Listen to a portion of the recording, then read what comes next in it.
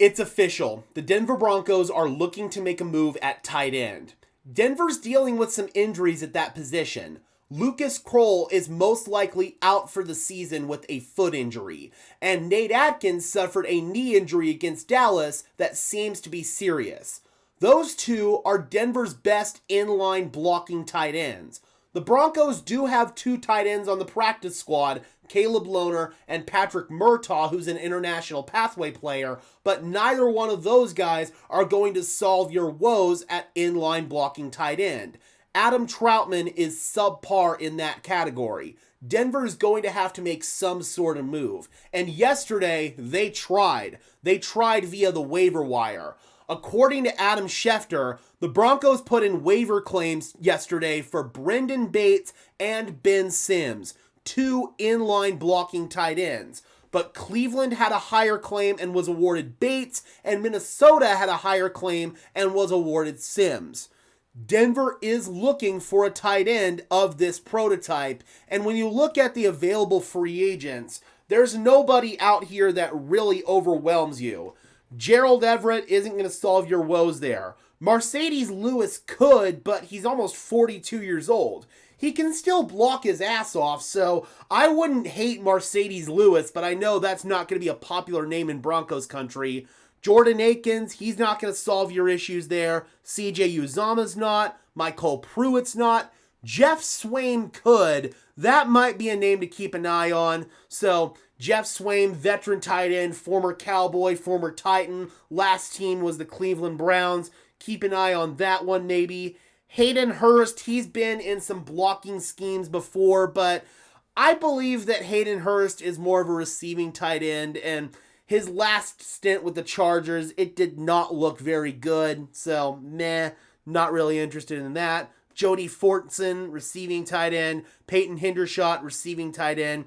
Anthony Ferkser, no. So nobody here really makes sense for the Denver Broncos outside of Mercedes Lewis and maybe Jeff Swaim. But I bring in this list here, and I brought this in a video that I made yesterday as well.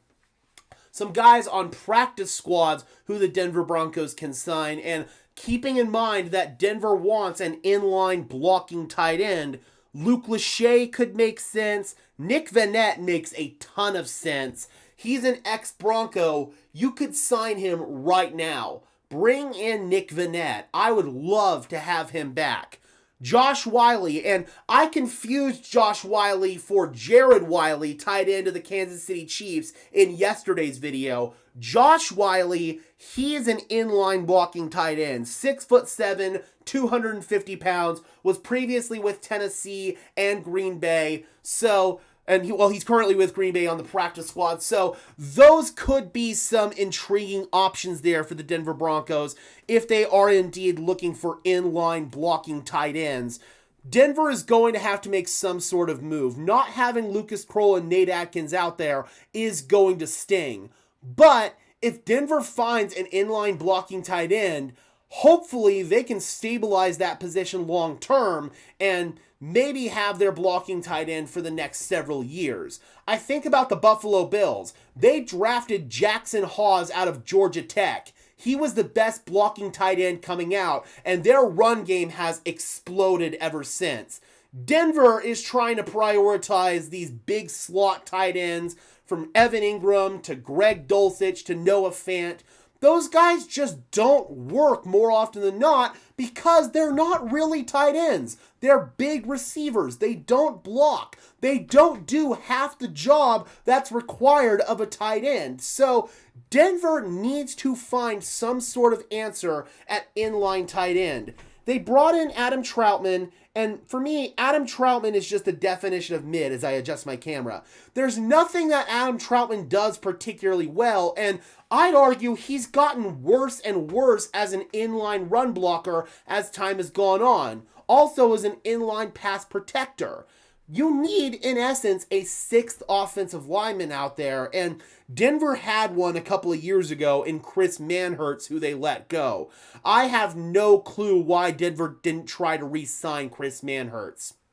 He's somebody who could have been a big-time asset for this run game. And we've made several videos talking about how the Denver Broncos want to lean on their run game. They want that to be the identity of this offense. And it's hard to do that when you have subpar blocking at the tight end position. Nate Atkins and Lucas Kroll, they were at least competent in that area. I would say Nate Atkins is slightly above competent, but I want a true elite blocking tight end. And if it doesn't happen at some point this season, it's got to happen this coming off season. In the draft especially. I'm sick and tired of these teams prioritizing these glorified wide receivers that can't block.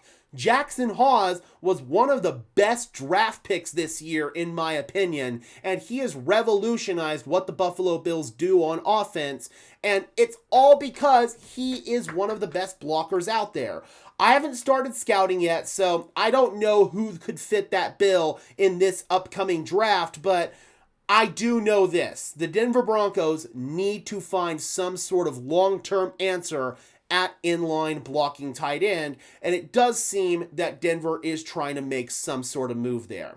Alright guys, be sure to leave a like on this video as well as subscribe and ring the bell so these videos appear in your notification feed. I would really appreciate it, guys. Those are both free and easy ways to show your support. It helps tell YouTube's algorithm to push us out, and it helps us get seen by more and more members of Broncos country just like you and me. Additionally, if you guys want to go above and beyond in supporting the channel, please consider becoming a channel member today. I would really appreciate it. It's not mandatory whatsoever, but if you guys want some extra perks and incentives in exchange for helping me out and helping this channel grow, I would really appreciate it. The link is in the description below. Additionally, before we get out of here, I want to tell you guys about the affiliate partner for today's video, Green Gridiron Helmets. Use code DENSYN, DENSYN, link in the description below to save off your first purchase on authentic NFL helmets. From small replicas like this one behind me to full-size authentic helmets, they've got it all. Again, that is code DENSYN, DENSYN, link in the description below to save off your first purchase from Green Gridiron Helmets. Thank you so much to them. And until next time, guys, I'm your host, Gage Madrid, saying peace out.